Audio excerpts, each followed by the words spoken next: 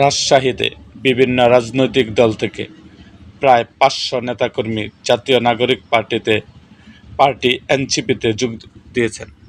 শনিবার ১৬ মে দুপুরে রাজশাহী জেলা পরিষদ মিলনায়তনে এই যোগদান অনুষ্ঠানের আয়োজন করে এনসিপি রাজশাহী মহানগর শাখা।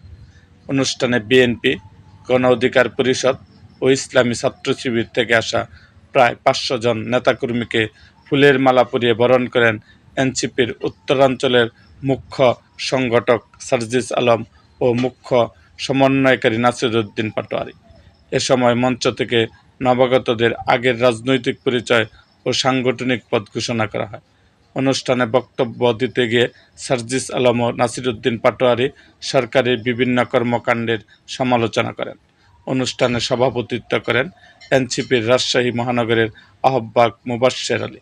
তিনি জানান, অনুষ্ঠানে মোট ৫০০ জন এনসিপিতে যোগ দিয়েছেন। এ সময় এনসিপির যুগ্ম সদস্য সচিব এবিএম গাজী সালাউদ্দিন আহমেদ, এসএম সাইফ মুস্তাফিজ, সাংগঠনিক সম্পাদক ইমরান ইমন, জাতীয় নারী শক্তির আহ্বায়ক মুনিরা শারমিন সহ দলের বিভিন্ন পর্যায়ের নেতাকর্মীরা উপস্থিত ছিলেন। অনুষ্ঠান পরিচালনা করেন এনসিপির রাজশাহী মহানগরের সদস্য সচিব আতিকুর রহমান।